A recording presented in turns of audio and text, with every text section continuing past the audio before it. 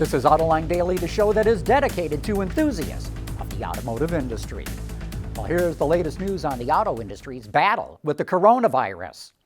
And it looks like BorgWarner may drop out of that deal to buy Delphi, because Delphi just tapped out a $500 million line of credit without telling BorgWarner about it. Delphi says that Borg maliciously withheld consent, but Borg says that Delphi actually breached their agreement.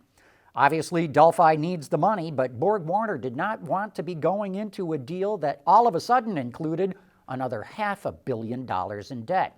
But at least there's another merger that looks like it's still going to go through. Reports out of Europe say PSA is still on track to buy FCA. Publicly, at least, Fiat Chrysler says it expects the merger of the two automakers to be completed next year. You know, Ford usually makes Mustangs and Lincoln Continentals at its assembly plant in Flat Rock, Michigan. Now it's starting to make respirators. They're working 3 shifts around the clock using paid UAW volunteers. Ford is partnering with 3M to make the respirators using off-the-shelf parts, like the blower fan that is used to cool the seats on the F-150 pickup. Ford is also partnering with GE Healthcare to make ventilators at its Rawsonville plant in Michigan. Production will start on April 20th, and they're going to make 50,000 of these respirators. Meanwhile, GM says it's going to deliver 50,000 masks next week. It's making them at its transmission plant in Warren, Michigan. When they get up to full line speed, they say they're going to be able to make 1.5 million of these masks every month.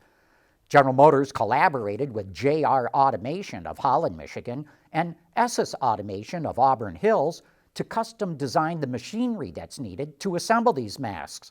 And GM says it's actually ahead of schedule. As we reported earlier this week, last week, President Trump blasted GM and Mary Barra for wasting time. But now the president says General Motors is doing a fantastic job.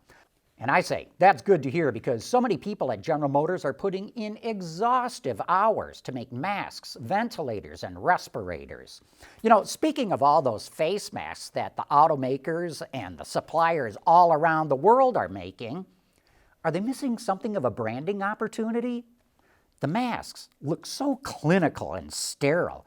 Wouldn't people be more likely to wear them if they had cool-looking designs on them? I think that slapping a company logo on it would be crass. But what if the masks incorporated the front-end graphics of someone's favorite car, or at least something that was fun to look at, like the Mustang logo? So what do you think? Do you think it would be cool to put graphics on these masks? And if so, what would your graphic be? Let us know in the comments section. The world is changing at an ever-increasing pace. No matter what the mode of transportation, there is always the need for an efficient propulsion system.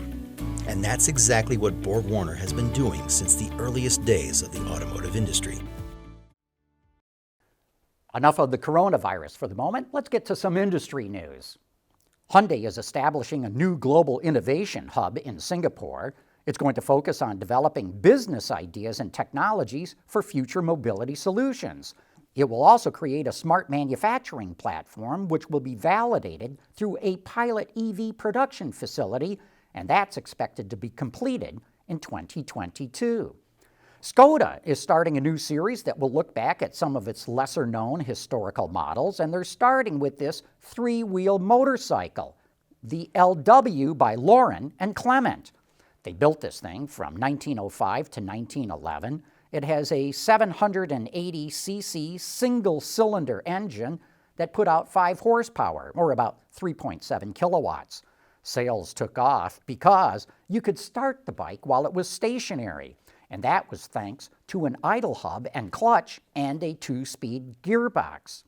Back then, they were able to demonstrate how a mailman or a post carrier could service 37 mailboxes in only 58 minutes versus 2.5 hours that it would take to do this on foot.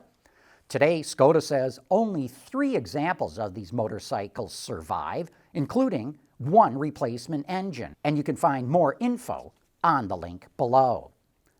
CUPRA, C-U-P-R-A, is the performance division of the Spanish automaker SEAT. and it is getting set to launch a limited edition version of its Ateca SUV. So it's off to the Swiss Alps for testing. It features a 2-liter turbocharged 4-cylinder engine that produces nearly 300 horsepower.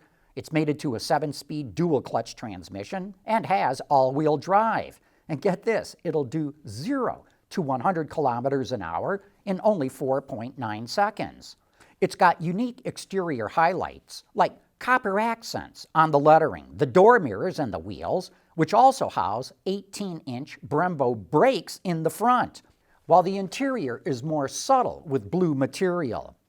Lots of European vehicles are getting plug-in variants to help automakers meet more stringent standards. Volkswagen continues to expand its European line of PHEVs. It just announced that the Arteon and Tiguan will get plug-in powertrains this year. There's no more details, unfortunately, but both models will be offered in the American market. And what do you think of the plug-in versions of the V-dubs that are about to hit the market? Lucid, the EV startup, is delaying production of its electric sedan, the Air. It was set to debut at the New York Auto Show, but that was delayed, of course, due to the coronavirus. And Lucid does not know when it's going to go into production with the Air, and I gotta tell you, this situation with the coronavirus is going to hurt all of the EV startups. Autoline Daily is brought to you by Bridgestone Tires, your journey, our passion, and by BorgWarner, propulsion solutions that support a clean, energy-efficient world. Well, the Trump administration just made it official. They are rolling back fuel economy standards from the Obama administration. Now automakers have to increase their fuel economy average by 1.5% annually to 2026. Of course, when Trump first proposed his standards, he was going to freeze them altogether. So it's a little bit of surprise that the Trump administration still is pushing automakers to boost their fuel economy. But under the Obama rules, automakers were required to achieve a 5% annual increase. The EPA and NHTSA say the new standards will lower the cost of new cars by $1,000, but opponents say this is actually going to result in higher fuel costs because if a car doesn't get as good a fuel economy, you're going to pay more for fuel, and they say it's going to hurt air quality. But Volvo is now adopting California standards. And as you'll remember, it's joining Ford, BMW, Honda, and Volkswagen, who also sided with California to boost fuel economy of their fleets to 50 miles per gallon by 2026. 14 other states are going to follow California standards. But you know, it's not just the Trump administration. China is doing the exact same thing. Reuters reports that China is probably going to ease quotas for electric cars to help automakers who have been hurt by the coronavirus. China's also considering delaying a new emission rule for 6 months for the same reason. Bloomberg reports that China is extending EV subsidies for 2 years to help automakers. Those rebates were supposed to be phased out this year, but with the huge slump in sales, China decided to keep them in place. And you know, there's still a lot of life left in the internal combustion engine. The supplier Mahle has developed what it calls jet injection technology, which can improve the fuel efficiency of gasoline engines by up to 20%. I recently interviewed Mike Bunce, the head of powertrain research at Mahle, and he explained how it differs from fuel injection. It's somewhat similar to that type of concept. It uses what's called a pre-chamber technology. For people who are familiar with old diesel engines from kind of the early 1900s, pre-chambers should be somewhat familiar. They're used for kind of a different purpose here, but essentially it's a very, very small chamber. We're talking about something that's maybe the size of a thimble. It's only a couple of cubic centimeters of volume, very small. And that's kind of where your combustion event starts. So you have a spark plug in there, you have a very small fuel injector as well. So you're kind of burning this very small quantity of fuel and air. That pre-chamber then kind of opens up into the regular cylinder that you would have. It's got a nozzle. So what happens is these products that are burning in this sort of initial event, they exit out of the pre-chamber as very high-speed jets. It almost kind of looks like, just a series of jets coming out of the top of the roof of the cylinder.